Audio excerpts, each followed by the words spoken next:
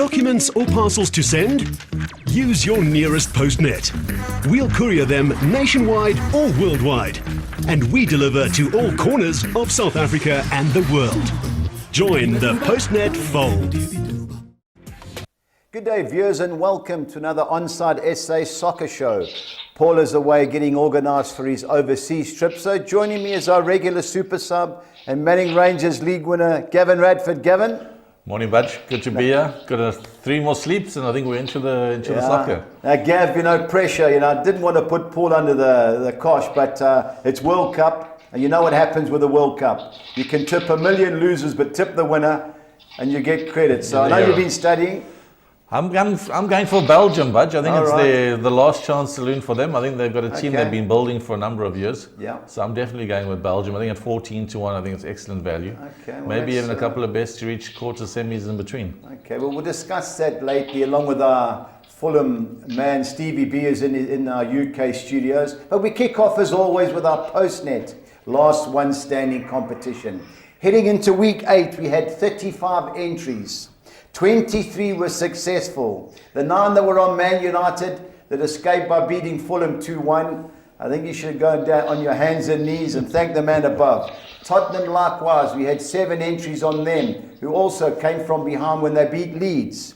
Liverpool, 3 guys on Liverpool, they sailed through, and as did Arsenal. And 2 outstanding picks. Bournemouth, who beat Everton, and Aston Villa, who beat Brighton.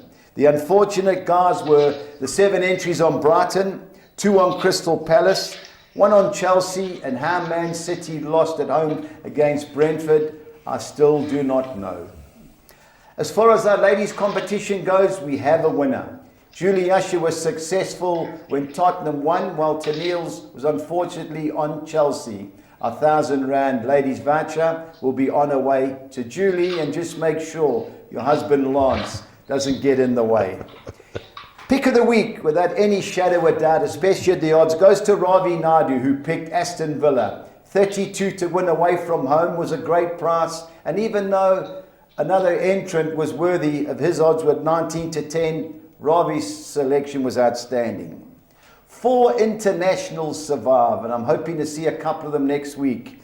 Derek Ramsey, Calvin Cass, Steve Potter, and Neil Tweels-Horsman all sailed through, while other guys that went through: Keith Airy, Warren King, Peter Barker, Dave Goss, Dave Harker, Eric Narak, Jared Verners, Connor McNeil, Captain Marvel, Ravesh Badassi, Clint Heap, Rion Diaga, Blaine Hamilton. Unbelievably, we have 2 former champions still in. George Salantis, who was second in the MVP last week when he correctly selected Bournemouth, and Greg Veal. And last but not least, we have 1 entrant with 2 picks, and he's our current Todd favourite, and that is Mark Curry. Guys, gloat until Boxing Day, because that's when week 9 will start. The following week 10 is a few days later, and so is week 11. People have asked me, and as I said last week, our next competition will be on January the 14th.